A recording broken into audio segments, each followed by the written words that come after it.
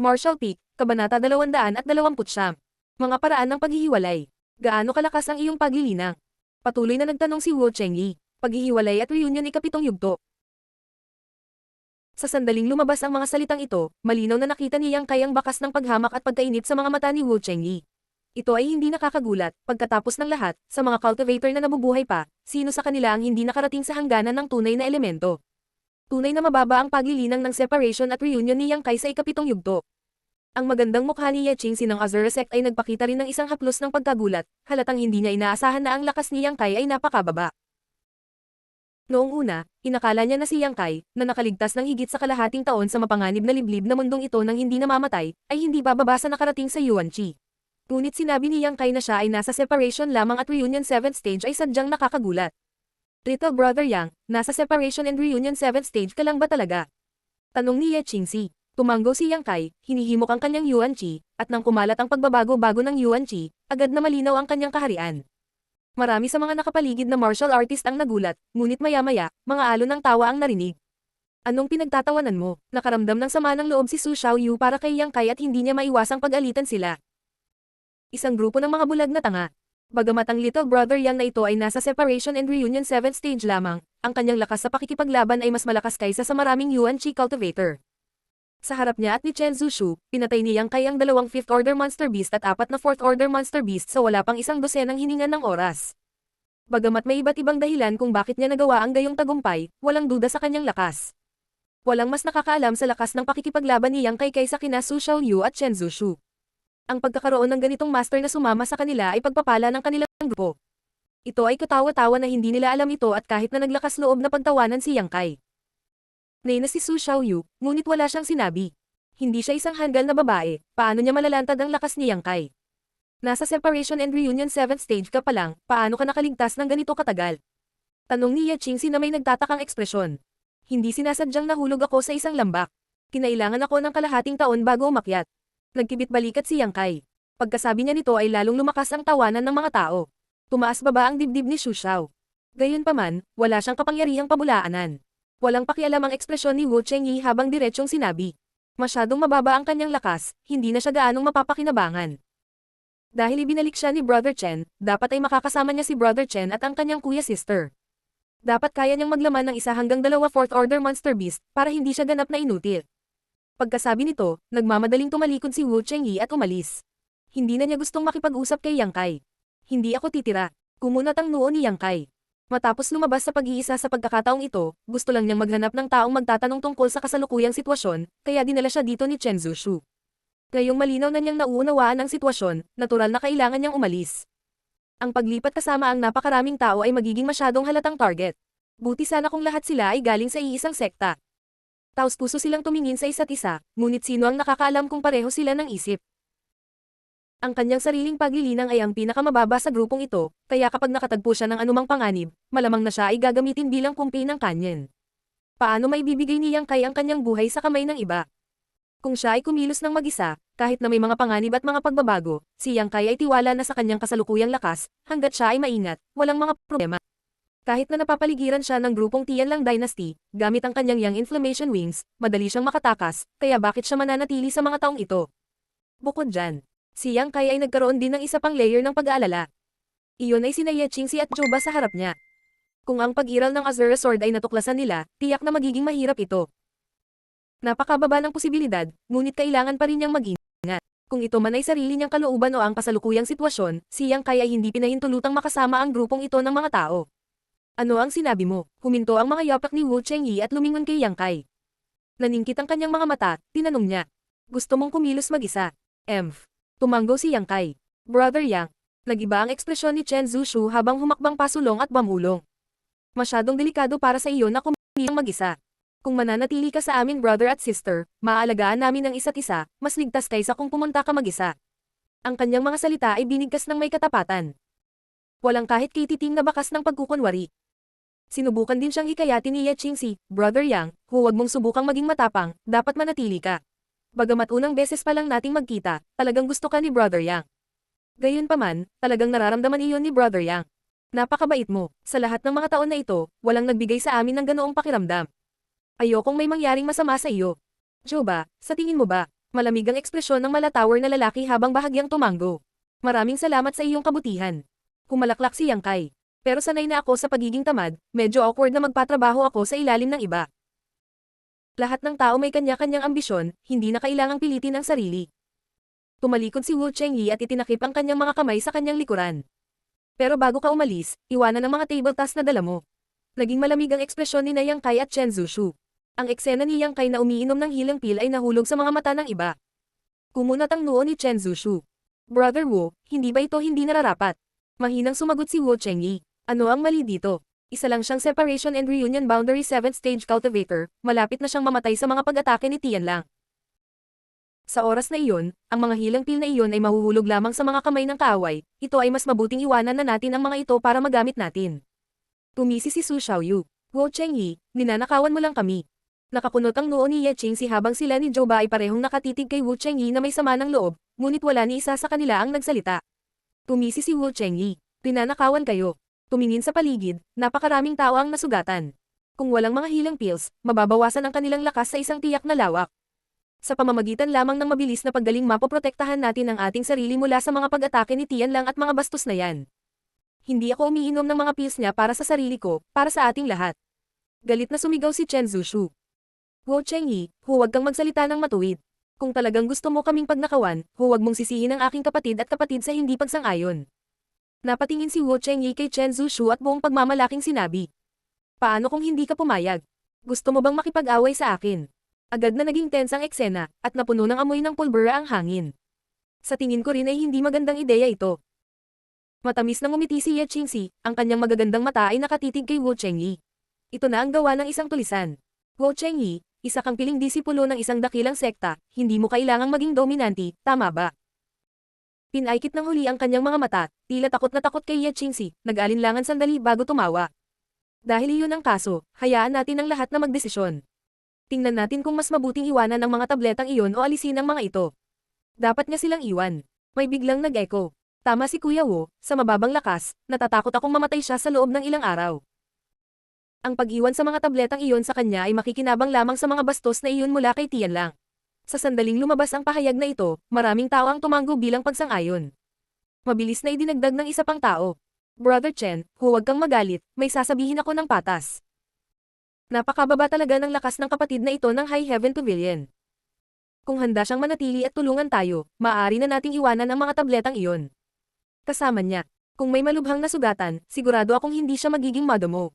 Pero dahil matigas ang ulo niya at gustong kumilos ng mag-isa, pakiramdam ko ay dapat niyang iwan ang mga pills. Ang mga opinyon ng lahat ay sapat na upang malito ang ginto, at karamihan sa mga tao ay talagang sumang-ayon sa diskarte ni Wu Chengyi, na naging sanhi ng pagiging pangit ng mga ekspresyon ni Chen Zushu at Su Xiaoyu. Tumisi si Chen Zushu. Sa tingin mo ba ito ang tamang gawin? Kung ang iyong mga table task na negal iligtas buhay ay inalis, ano ang iyong gagawin? Ano ang iyong gagawin? Maraming tao ang hindi napigil ang sumimangot. Bagamat alam nilang imoral ang pamamaraang ito, naubos na ang healing pill ng lahat, kaya kung mayroon pa silang isang bote, maaari na nilang inumin ito. Marahil ay makakapagligtas pa sila ng ilang buhay sa isang kritikal na sandali. Huwag mong pilitin ang ayaw mong gawin sa'yo ng iba. Isang malamig na boses ang biglang tumawag. Tumangala si Yang Kai at nakita ang isang batang babae mula sa 10,000 Flower Palace na bahagyang tumanggo sa kanya. Bamantong hininga si Wu Chengyi, hindi niya inaasahan na napakaraming tao ang magsasalita para kay Yang Kai. With no other choice, he said. Kung ganoon, itong si Wu ay bibigyan siya ng pagpipilian. Huwag mong sabihing nambubuli ako sa iba, o binubuli ko ang mahihina. Malamig na pinandilatan si Yang Kai, sinabi niya. Manatili ka sa amin, o iwanan ang mga tabletang iyon, ikaw ang bahala. Haha. Tumawa si Yang Kai, tinitigan si Wu Chengyi, at dahan-daang sinabi. Pinili ko ang huli. Hindi gustong kumilos ni Yang Kai kasama ang grupong ito ng mga tao, at nang makita si Wu Chengyi na kumilos ng mayabang, lalo siyang naiinis.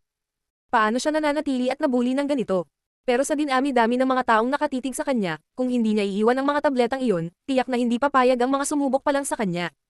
Ito ay ang iyong sariling pagpipilian. Iniunat ni Wu Chengyi ang kanyang kamay patungo kay Yang Kai. Napailing na lang si Yang Kai at ngumiti ng mapang-asar.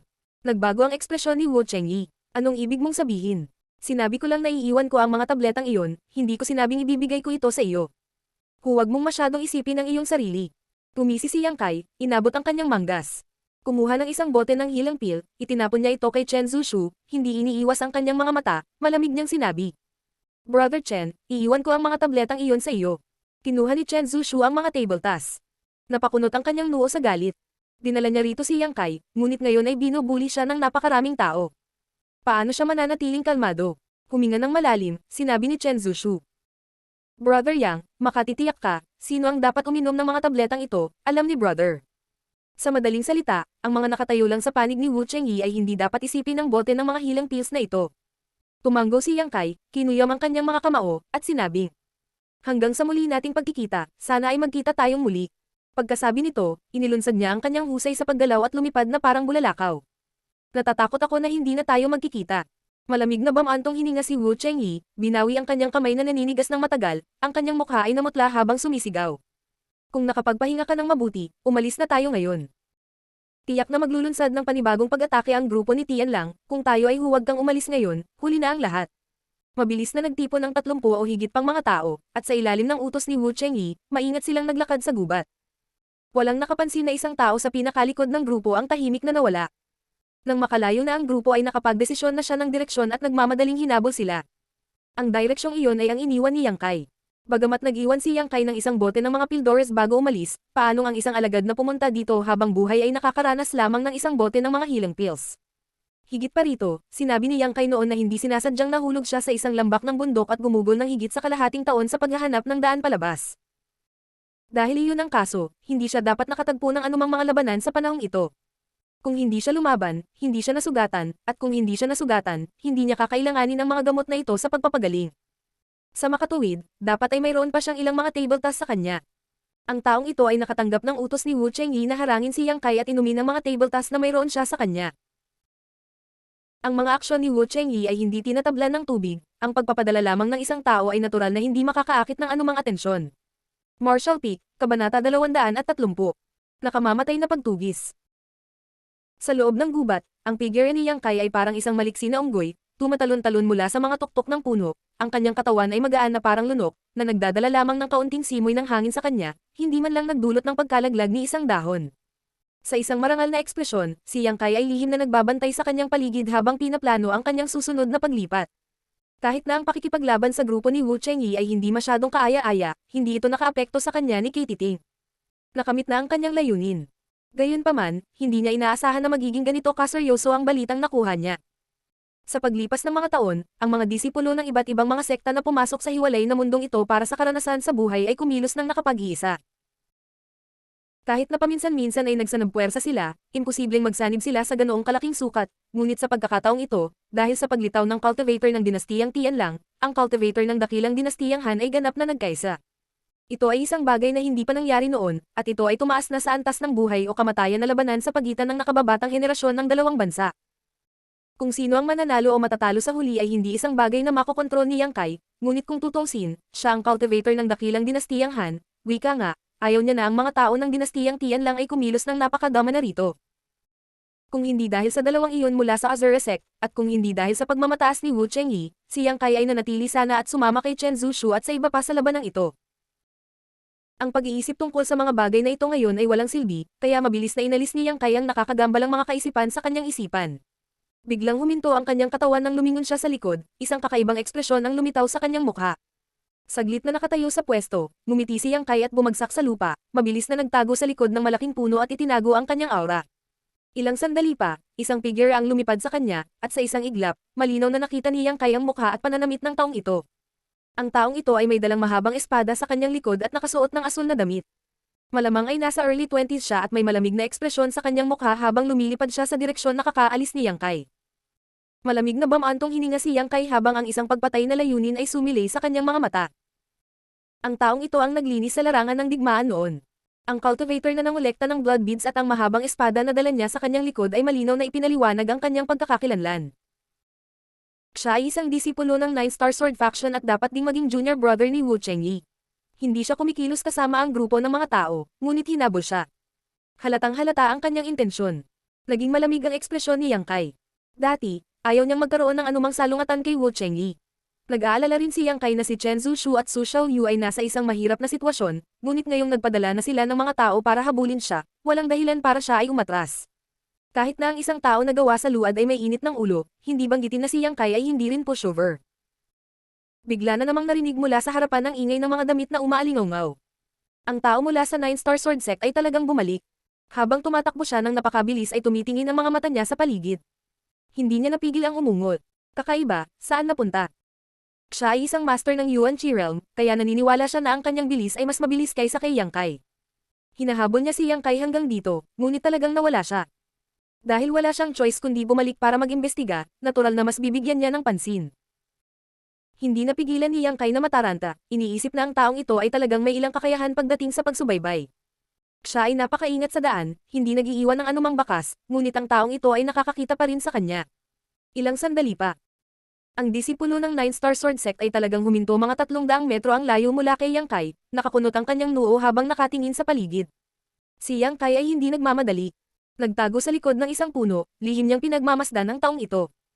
Makalipas ang mahabang panahon, biglang sumilay ang isang malabong ngiti sa gilid ng bibig ng taong ito. Siya ay umabot sa likod niya, at sa isang kalansing, ang kanyang espada ay nakabuka. May espada sa kamay. Ang momentum ng taong ito ay biglang tumaas, at ang kanyang buong katawan ay naging kasing talas ng isang espada. Isang disipulo ng Nine Star Sword Sect. Oo naman, mayroon siyang ilang kasanayan. Ang ganitong uri ng momentum lamang ay hindi isang bagay na maaaring taglayin ng isang ordinaryong Yuan Chi cultivator. Alam kong malapit ka lang.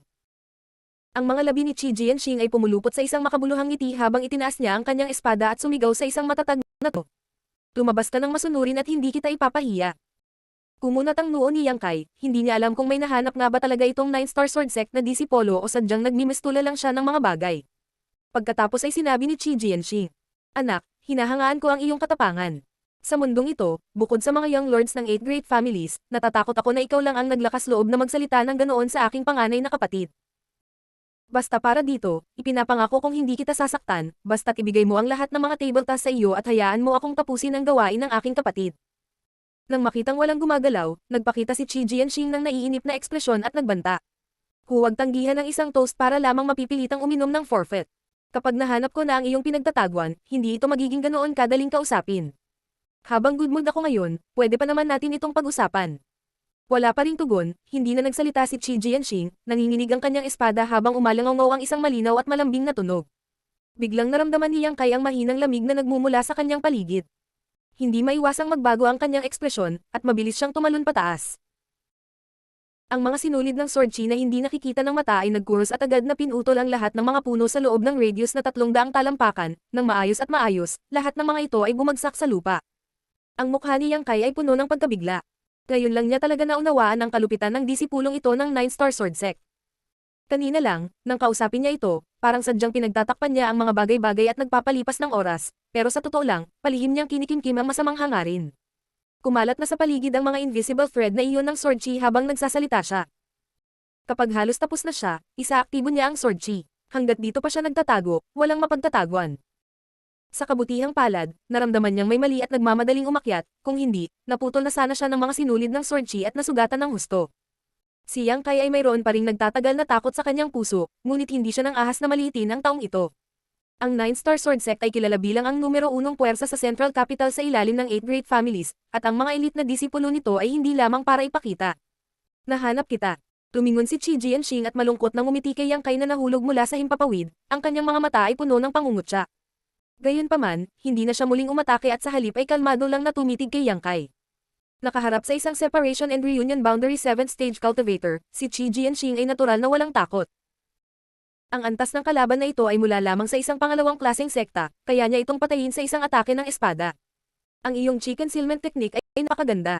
Si Qi Jianxing ay hindi maramo sa kanyang papuri. Saan mo ito natutunan? Interesado siya sa concealment technique ni Yang Kai. Sa mapanganib na lugar na ito, na may ganoong kasanayan, magkakaroon siya ng mas magandang pagkakataon na mabuhay. Ito rin ang pangunahing dahilan kung bakit hindi niya agad inatake si Yang Kai. Tumisi si Yang Kai. Gaano man ito kaganda, nakita mo pa rin ito. Dahan-daang umiling si Qi Jianxing, bakas ng paghanga at kasakiman ang bumungad sa kanyang mga mata. Hindi ko nakita. Kaya lang, nagalit ka sa akin, na naging dahilan upang ang aking sword chi ay mag-react ng kaunti. Sa katunayan, ang alam ko lang ay nagtatago ka sa malapit, ngunit hindi ko alam kung saan ka nagtatago. Masasabing isang stroke ng swerte ang mapipilit kang makaalis sa isang pagkakataon. Paliwanag niya sa sarili, at saka agad ngumiti ng malamig. Matalino kang tao, dahil nakatayo ako dito, dapat alam mo ang intensyon ko. Ibigay mo lahat ng pills na hawak mo at pagkatapos ay sabihin mo sa akin kung paano itatago ang iyong sarili, at ililigtas ko ang iyong buhay. Tumisi si Yang Kai. Sa tingin mo makakain mo ako? Natigilan sandali si Qi Jianxing bago siya tumawa. Ano sa tingin mo? Isang walang kwentang separation and reunion boundary 7th stage cultivator, na hindi man lang nakalusot sa Yuan Qi boundary, talagang banta niya ito. Pagkaraan ng ilang sandali, napawi ang kanyang ngiti, at bahagyang tumawa. Sige, pagkatapos kitang pilayin, natural na mapipilit ko ang paraan ng paglilinang. Habang nagsasalita siya, kumikislap ang mahabang espada sa kamay niya. Kasabay ng isang kumalabog, ilang mga sinag ng espada ang biglang lumitaw sa kanyang harapan, na nakaayos sa hugis ng isang pamaypay. Ang mga sinag ng espada ay natatakpan ng malamig na liwanag, at ang bawat sinag ng espada ay naglalaman ng malaking kapangyarihang pumatay. Pumunta ka, ang pangalan ni Qi Jianxing ay sword, at ang sword skill na kanyang nilinang ay hindi pangkaraniwan, kaya nang siya ay umatake, ilang mga sword wave ang bumaril na parang kidlat patungo kay Yang Kai. Naramdaman ng banta ng mga sword wave na ito, mabilis na umatras si Yang Kai, nagbago ang kanyang ekspresyon. Karapat-dapat na maging disipulo ng isang first-class sect. Nagtataglay ng gayong lakas sa murang edad. Wala pang isang hininga, ang mga alon ng espada ay dumating sa harap ni Yang Kai at direktang tumagos sa kanyang katawan. Napakunot ang noo ni Qi Jianxing, hindi niya inaasahan na magiging maayos ang lahat. Hindi niya gustong patayin si Yang Kai ngayon, gusto pa rin niya itong tanungin tungkol sa cultivation method ng kanyang concealment skill. Kaya ngayon lang siya nagpigil at hindi gumamit ng sobrang lakas ng galaw. Sa susunod na sandali, lumiwanag ang mga mata ni Qi Jianxing, at muli niyang pinunasan ang kanyang espada, na hamampal sa tagiliran. Ang isa pang alon ng espada, tulad ng isang bahaghari, ay bumasag sa hangin. Kakahayag lang ni Yang Kai nang dumating ang pangalawang pag-atake ng kanyang kalaban, pinilit siyang gamitin muli ang kanyang movement skill upang maiwasan ang suntok na ito. Mabuti, mabuti, mabuti. Ang ekspresyon ni Qi Jianxing ay puno ng pananabik habang patuloy niyang pinupuri si Yang Kai. Pagkatapos ng unang dalawang galaw, hindi na siya muling umatake at sa halip ay tuwang-tuwang tumitig kay Yang Kai, medyo maganda rin ang movement skill mo. Ang Separation and Reunion Boundary 7th Stage Cultivator ay talagang makakagalaw ng napakabilis. Kung matututunan ko ito, ako magiging parang tigre na lumaki ang pakpak. Dapat ibigay mo sa akin mamaya. Huminga ng malalim si Yang Kai, tumayo ng matatag, at ngumiti. Dahil gusto mo ang aking concealment skill at movement skill, bakit hindi tayo gumawa ng deal? Anong klaseng deal? Nagtaas ng kilay si Qi Jianxing. Ibibigay ko ang gusto mo, at tinuruan mo ako ng ilan sa 9-star sword sect sword skills. Paano na? Gusto mo bang matuto ng espada? Kakaibang tumingin si Qi Jianxing kay Yang Kai, tinitingnan siya pataas at pababa, ngunit wala siyang makitang bakas ng espada sa kanyang katawan. Kung wala siyang sandata, bakit niya gustong matuto ng espada? Oo, kinukuha ng lahat ang kailangan nila, walang masama doon. Tumanggo si Yang Kai. Bagamat wala siyang espada sa kanyang kamay ngayon, nasa katawan niya pa rin ang Azura Sword. Sa mga tuntunin ng Katanji Tangi at kabagsikan ng sword skills, ang 9-star sword sect ay masasabing ang hindi mapag-aalinlangan ng numero 1. Kahit na ang 8 great families ay hindi maitatanggi ang puntong ito. Anong biro? Paano maituturo ang kakayahan sa espada ng 9-star sword sect ko sa mga tagalabas? Tumisi si Qi Jianxing. Higit pa rito, ang pagkakaiba ng lakas sa pagitan mo at sa akin ay medyo malaki, madali kong kitilin ang iyong buhay, bakit kailangan kong makipagdeal sa'yo? Makahulugang ngumisi si Yang Kai, napukaw ang pagmamataas at kasamaan sa kanyang mga buto, nagngangalit ang kanyang mga ngipin habang sinasabi niya. Sasabihin ko rin, sa tingin mo ba matatalo mo ako? Pero medyo exquisite ang movement skill ko, ipapaliwanag ko sa'yo mamaya. Malamig na bamantong hininga si Qi Jianxing, hindi na ginagamit ang kanyang espada, alam niyang walang magagawa ang kanyang espada kay Yang Kai, kaya habang nagsasalita siya, ibinaba niya ang kanyang espada at sumugod kay Yang Kai. Martial Peak, Kabanata 231. Ngayon, ako naman. Ang figure ni Qi Jianxing ay parang bahaghari na tumatagos sa araw. Nakabalot ng sword light, dumating siya sa harap ni Yang Kai, ang mahabang espada sa kanyang kamay na bumubuo ng kortina ng sword light na bumalat kay Yang Kai, tinatakpan ang paligid. Walang humpay na umalangaw ang mga kalabog, parang may tumutugtog ng lute sa kawalan. Napuno ng matatalim na tunog ng sipol ang hangin habang ang maliit na sword chi na nakikita ng mata ay nagkuros, na bumabalot kay Yang Kai. Ang malamig na liwanag ay kumislap habang ang ekspresyon ni Yang Kai ay naging mas marangal kaysa dati, mabangis na hinihimok ang kanyang Yuan Chi, ang kanyang buong katawan ay naglalabas ng nagbabantang init, ang kanyang mga palad ay pumutok kay Yuan Chi habang siya ay mabangis na itinulak palabas. Nagbanggaan ang dalawang Yuan Chi, at isang malakas na pagsabog ang umalangaw sa himpapawid, na agad na nilipol ang karamihan sa daan-daang sword chi. Naging malamig ang ekspresyon ni Qi Jianxing habang sumisigaw siya. Sobrang halaga mo ang iyong sarili. Sa pamamagitan ng isang alon ng kanyang espada, ang natitirang sword chi ay nagtagpo sa isang punto, namuo sa hugis ng mahabang espada bago lumalas patungo kay Yang Kai. Nanliit ang mga mata ni Yang Kai habang ibinuka niya ang kanyang kamay at pilit na inilalabas ang isang patak ng yang liquid mula sa kanyang katawan. Sa patnubay ng kanyang kalooban, nag-transform ito sa isang kalasag na pula ng dugo, na humaharang sa kanyang harapan, sa pamamagitan ng tunog na pang, ang sword chi ay tumama sa pulang dugo na kalasag, na naging sanhi ng pag-alunalon at paglitaw nito, ngunit hindi ito nasira. Sa kabaligtaran, ang pag-atake ni Qi Jianxing ay nawala. Sa isang kisap mata, itinaas ni Yang Kai ang kanyang pulang dugo na kalasag sa kanyang harapan at tumalon patungo kay Qi Jianxing. Ang huli ay nagpakawala ng dagandong at mabilis na umatras, si Yang Kai sa mainit na pagtugis. Pareho silang gumalaw ng kasing bilis ng kidlat, ang isa ay gumagamit ng kanyang napakagandang movement skill habang ang isa naman ay gumagamit ng kanyang malalim na paglilinang. Sa mga tuntunin ng bilis, sila ay talagang pantay na naitugma. Nag-intertwined ang dalawang figure. Parehong nagpakawala ng kanilang mabangis na mga galaw ng pagpatay. Bahagyang natigilan ang ekspresyon ni Qi Jianxing, hindi inaasahan na ang pangalawang class na sect cultivator na ito, na isa lamang separation and reunion boundary 7th stage cultivator, ay makakapagpakita ng ganoong lakas, kaya hindi niya magawang ibagsak siya. Nakaramdam ng inis, ang mga kamay ni Qi Jianxing ay naging mas masigla, ang kanyang mahabang espada ay sumayaw sa hangin, ang 30 pulgadang haba na sword chi sa dulo ng kanyang espada ay parang ahas na lumalabas mula sa butas nito. Ang kanyang mga galaw ay patuloy na nagbabago. Kakaiba at hindi mahulaan. Isa-isang bumagsak ang mga puno sa paligid nila. Kung saan man sila dumaan, buhangin at bato ang lumilipad kung saan-saan. Ang labanan ay lubhang mabangis. Sa loob lamang ng 10 paghinga, nakapalitan na sila ng 30 galaw, at ni isa man sa kanila ay hindi nagtagumpay. Ngunit sa labanang ito, si Qi Jianxing ang may ganap na kalamangan, 8 sa 10 galaw ang nasa opensiba. Sa isang panunuya, ang mahabang espada ni Qi Jianxing ay kumislap ng isang bulaklak ng espada at itinutok ito patungo sa pulang dugo na kalasag ni Yang Kai. Gotcha! Sa isang malutong na tunog, ang pulang dugo na kalasag, sa wakas ay hindi nito nakayanan ang gayong mataas na intensidad na pag-atake at nabasag. Nang makita ito, lubos na nagbago ang ekspresyon ni Yang Kai, at nagmamadali siyang tumalon mula sa hanay ng pag-atake ni Qi Jianxing, ngunit paano siya mabibigyan ng pagkakataon ng kanyang kalaban? Ang espada ni Qi Jianxing ay direktang binalot ang braso ni Yang Kai. Threefold Blast of Flaming Sun. Galit na sigaw ni Yang Kai, at pumutok ang kanyang Yuan Qi. Sa tulong ng depensa ng Yuan Qi, hindi siya umatras, sa halip ay sumulong. Naghagis siya ng isang mabangis na suntok, at isang nagngangalit na apoy ang lumitaw sa kanyang kamao. Ang nakakapasong init ay nasira ang hangin. Nang maramdaman ng nakakatakot na kapangyarihang pumatay na nilalaman ng suntok na ito, si Qi Jianxing ay natakot. Itinutok niya ang kanyang mahabang espada sa balikat ni Yang Kai, tinusok ito ng 3 pulgada, at ginamit ang rebound force. Mabilis siyang umatras. Gayunpaman, siya ay medyo huli na. Ang threefold blast ng Flaming Sun ni Yang Kai ay sumabog na. Bang bang bang bang bang.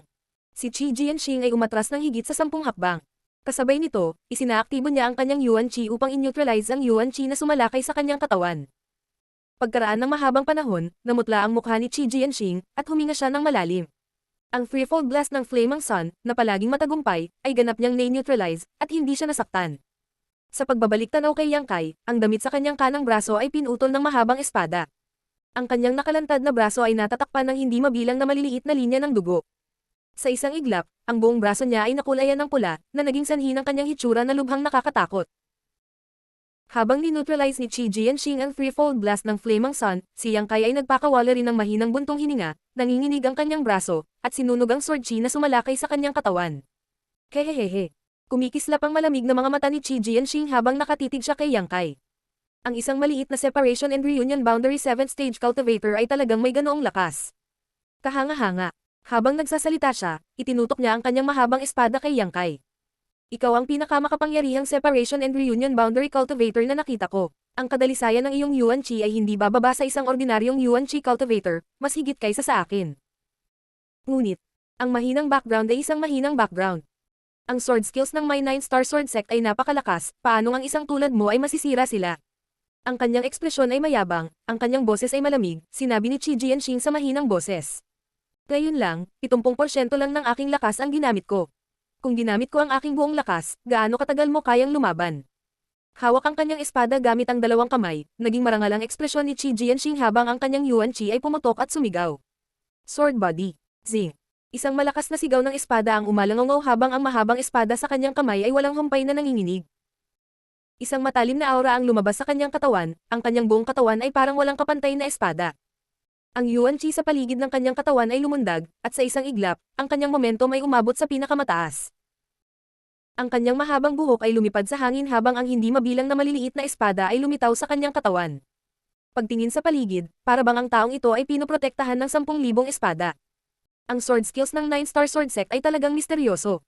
Pinaikit ni Yang Kai ang kanyang mga mata, naging seryoso ang kanyang ekspresyon. Malinaw na nagalit si Qi Jianxing dahil sa pagkakasuntok ngayon, kaya nagpasya siyang gamitin itong tinatawag na sword body martial skill. Sa proteksyon ng 10,000 mga espadang pinalapot mula sa kanyang Yuan Qi, si Qi Jianxing ay parang hedgehog na ngayon. Kung gusto siyang hampasin ni Yang Kai gamit ang kanyang kamao, kailangan muna niyang saktan ang kanyang sarili. Kapag napipilitan akong gamitin ang sword body ko, dapat ipagmalaki mo. Malamig na tinitigan ni Qi Jianxing si Yang Kai, ang kanyang ekspresyon ay puno ng pagmamataas at pang-aalipusta, na parang minamaliit niya ang lahat ng nabubuhay na nilalang. Pagkasabi nito, hakbang-hakbang, dahan-dahan siyang naglakad. Hindi nang ahas si Yang Kai na magpabeya at mabilis na ginamit ang kanyang matigas na kalooban. Ang kanyang Separation and Reunion Boundary 7th Stage Aura ay agad na tumaas hanggang sa tuktok ng Separation and Reunion Boundary. Noong siya ay nasa Separation and Reunion Boundary 1st Stage, maaaring gamitin ni Yang Kai ang kanyang matigas na kalooban para pansamantalang maabot ang rurok ng kanyang lakas, ngunit ngayon sa ikapitong yugto, ganoon pa rin ito. Mula dito, makikita na ang Yuan Qi Boundary ay isang malaking watershed para sa isang cultivator. Nang ang Yuan Qi sa katawan ay ganap na nagbago sa Yuan Qi, ang pagbuti ng lakas ng isang cultivator ay hindi kasing simple ng tila. Nang maramdaman ang pagtaas ng aura ni Yang Kai, si Qi Jianxing ay natigilan saglit bago agad ngumiti at sinabing ng aalipusta. Buti, kaya hindi mo ginamit ang buong lakas mo ngayon. Ngunit ngayon ay nasa tuktok ka na ng paghihiwalay. At reunion boundary, hindi kita kalaban. Kalaban mo man ako o hindi, malalaman natin pagkatapos nating lumaban. Tumisi si Yang Kai, winawagayway ang kanyang kamay at tinawag ang isa pang kalasag na pula ng dugo. Naging malamig ang ekspresyon ni Qi Jianxing, ngayon lang siya nakaranas ng pagkatalo mula sa kalasag na ito, hindi niya ito nabasag kahit na matapos itong atakehin ng mahabang panahon. Ngayong nakikita si Yang Kai na madaling nagkondense ng isa pa, galit na galit siya. Galit na sigaw niya. Panoorin mong basagin ko ang panangga mo sa basura, tapos tuturuan kita ng magandang leksyon. Bumilis ang kanyang lakad, at ibinaba niya ang kanyang espada. Ang Yuan Qi Sword Qi sa kanyang katawan ay bumaril ng ilang beses, mabangis na umatake kay Yang Kai. Umiwas si Yang Kai sa gilid. Ngunit ang Yuan Qi Sword Qi ay medyo naiiba sa nauna, talagang nakakasunod sa kalooban ni Qi Jianxing. Pagkatapos magmadaling umiwas ng 3 o 4 na beses, si Qi Jianxing ay nasa harap na ni Yang Kai. Habang tumatawa ng masama, gumamit siya ng makapangyarihang sword skill, mabangis na tumaga kay Yang Kai. Itinaas ni Yang Kai ang kanyang kalasag upang harangin, ngunit sa isang boom, ang kalasag ay nanginginig ng ilang beses, halos hindi matatag. Tumawa ng malakas si Qi Jianxing. Sunod-sunod na galaw, walang kahabaan ng buhok, kasama ang hindi mahuhulaan na Yuan Qi Sword Qi, si Yang Kai ay napilitang tumakas sa gulat, walang tigil na nagrereklamo. Sa labanan, pareho nilang naubos ang kanilang Yuan Qi.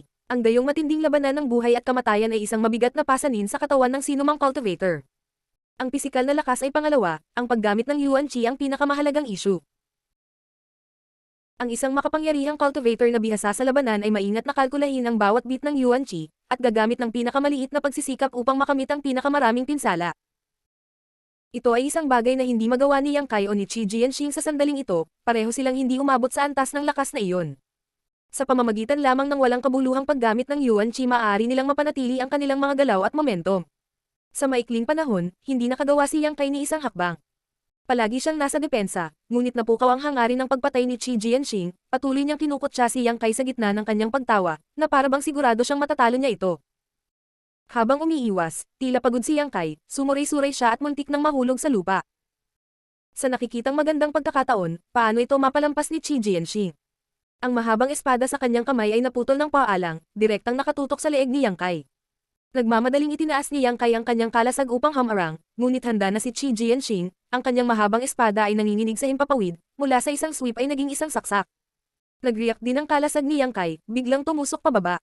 Tumisi si Qi Jianxing, ang mga mata ni Yang Kai ay kumislap ng bakas ng katahimikan. Nang malapit ng putulin ng kalasag ang mahabang espada, ang pulang dugo na kalasag ay umikot, at mabilis na lumiit sa hugis ng isang punyal.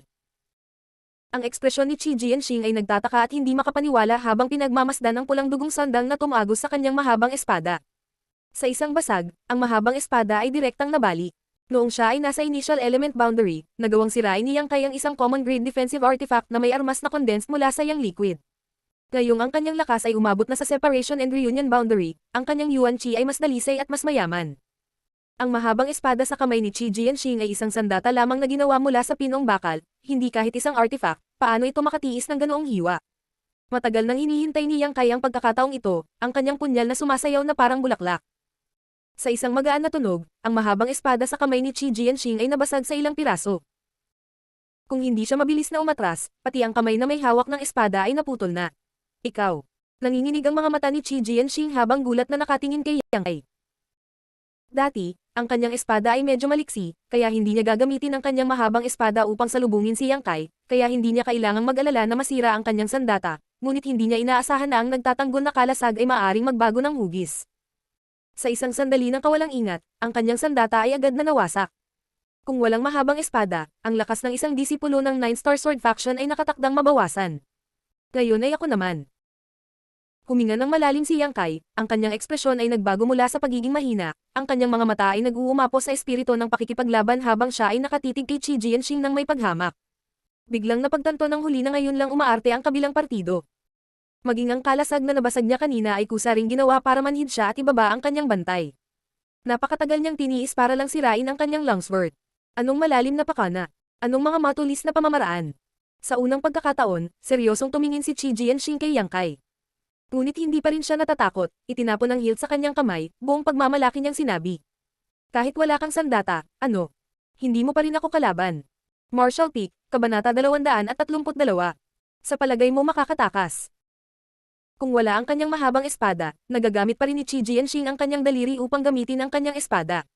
Kapag ang isa ay nakarating sa Yuan Chi Realm, natural niyang magagamit ang pamamaraang ito, ngunit ang kabagsikan ay talagang nabawasan, mga 70% ng kapangyarihan sa kanyang tuktok. Kahit 10% less power, madali pa rin kitang matatalo. Paulit-ulit nang inisya ni Qi Jianxing. Nang malapit na siyang umatake, nakita niya si Yang Kai na tumatawa at itinulak ang dalawang palad. Beast Spirit Technique. Pagkatapos ng mahabang pagtitiis, sa wakas ay naipakita na niya ang kanyang buong lakas.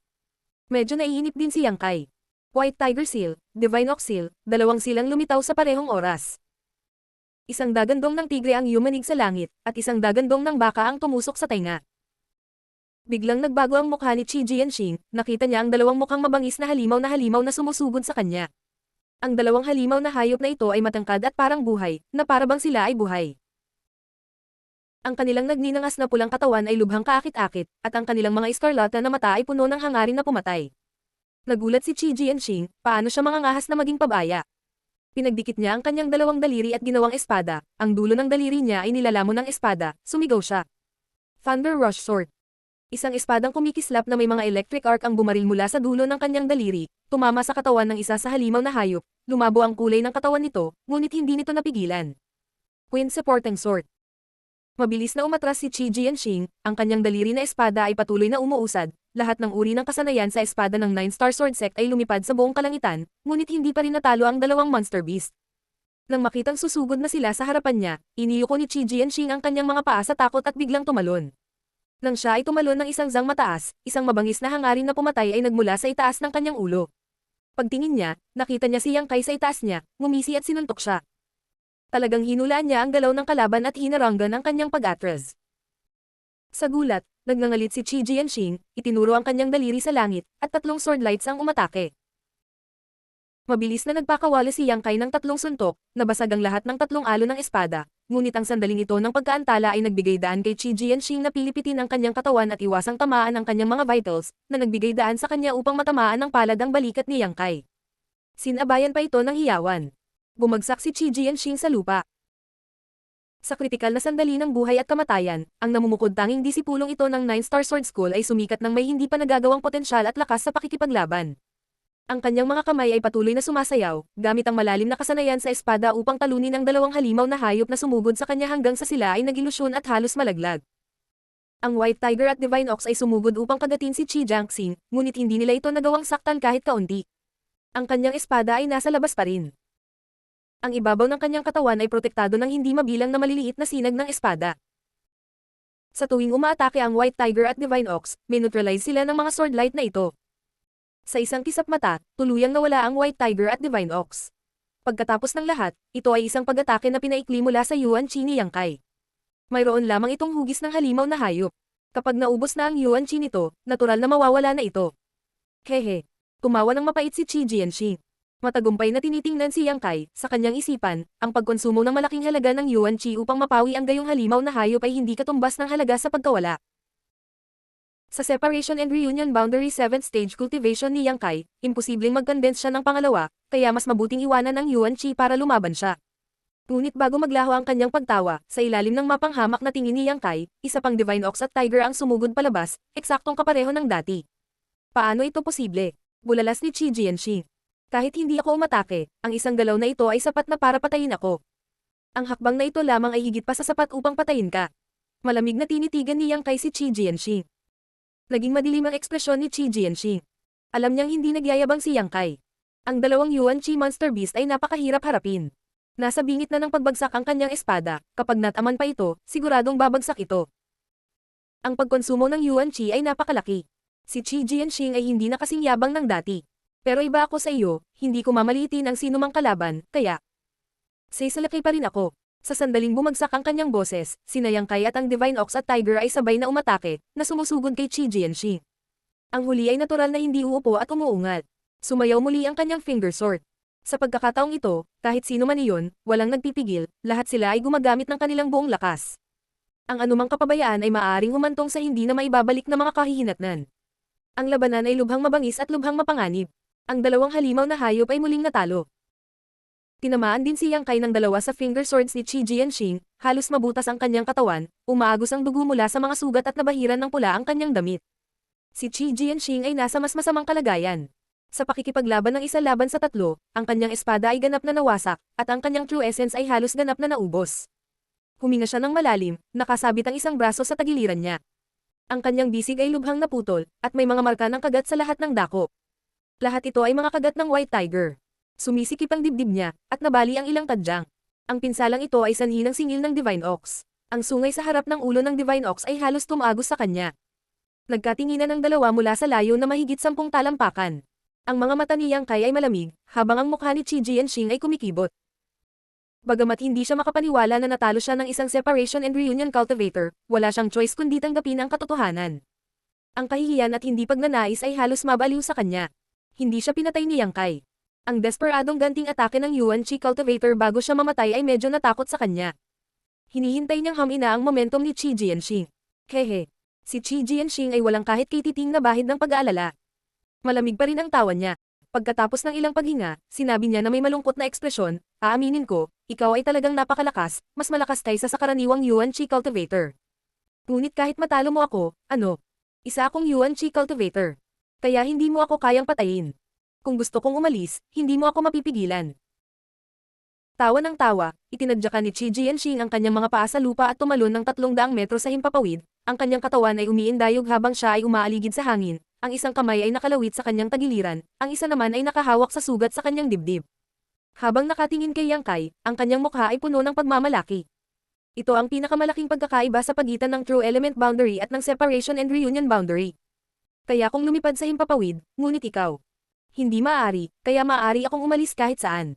Oras na, habang nagsasalita, sa mukha si Qi Jianxing ng isang subo ng dugo. Inunat niya ang kamay at hirap na pinunasan. Tumingin siya kay Yang Kai ng baliw at sinabi sa mahinang boses. Tatandaan ko ang kahihiyan ngayon. Sa susunod na pagkikita natin, kukunin ko ang buhay aso mo. Ipagdasal mo na sana mabuhay ka hanggang sa araw na iyon.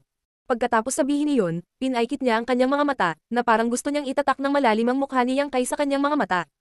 Sa ibaba, mukhang walang malasakit si Yang Kai. Tumingin siya kay Qi Jianxing nang walang pakialam. Pagkaraan ng ilang sandali, tumalikod si Qi Jianxing at sumuray-suray sa hangin na may pusong puno ng puot at kahihiyan. Itong puot, siguradong maglanti ako. Sumumpa si Qi Jianxing sa kanyang puso. Matapos lumipad ng wala pang 300 talampakan, bigla siyang nakaramdam ng init sa likuran niya. Kaagad, isang malamig na boses ang tumunog sa likuran niya. Sa tingin mo makakatakas ka. Biglang nagbago ang mukha ni Qi Jianxing. Sa isang iglap, natakot siya sa katinuan. Nagmamadaling ibinaling ang kanyang ulo, nakita niya ang disipulo ng High Heaven Pavilion na humahabol sa kanya. Pero sa likod niya, mayroong isang pares ng nakasisilaw at nagninangas na malalaking pakpak. Ang mga pakpak ay pumuputok na parang isang higanteng pang, na hindi matiis na mayabang. Ikaw. Si Qi Jianxing ay hindi maipaliwanag na natakot. Hindi niya akalain na ang isang cultivator ay maaaring magpalaki ng mga pakpak sa kanyang likod. Isang pantig lang ang nailabas niya. Mabilis na sumugod si Yang Kai sa kanyang harapan. Ang kanyang palad ay damaykit sa tiyan ni Qi Jianxing, pagkatapos ay iniunat ang isang malaking kamay, hinawakan ang leeg ni Qi Jianxing, at sumugod sa lupa na parang kidlat. Sa malapitan, nakita ni Qi Jianxing ang pamatay na layunin sa mga mata ni Yang Kai, malamig at walang kahit kititing na emosyon. Shua. Ang dalawang figure ay nag-strike sa kalangitan na parang mga bulalakaw, at sa isang kisap mata, bumagsak sila sa lupa. Mga 10 talampakan pa ang layo nila sa lupa. Ginamit ni Yang Kai ang lahat ng kanyang lakas. Walang awa niyang inihagis si Qi Jianxing sa lupa, ngunit siya mismo ay biglang tumigil. Pang! Tumipad ang alikabok habang ang katawan ni Qi Jianxing ay bumangga sa lupa. Ang isang maliit na bunganga ay direktang nabasag sa lupa, at ang tunog ng mga buto ay naririnig. Tulad ng isang punit-punit na sako, gumulong si Qi Jianxing ng mahabang panahon. Doon lang siya unti-unting tumigil. Nahihirapang imulat ang kanyang mga mata, nakita niya si Yang Kai na nagpapakpak ng kanyang mga pakpak at dahan-daang lumalapit sa kanya. Tumipad ng malapit, binawi ni Yang Kai ang kanyang mga pakpak at lumapag sa lupa. Naglalakad sa harap ni Qi Jianxing, tumingin siya sa kanya ng walang pakialam, tulad ng pagtingin ni Qi Jianxing sa kanya kanina. Patay ang puso niya. Ang huling paraan ni Qi Jianxing, na ipinagmamalaki niya, ay nasa harap ni Yang Kai. Hindi ito maaaring gumanap ng anumang papel. Hindi ka papatay, karapat-dapat na maging eksperto sa Yuan Qi.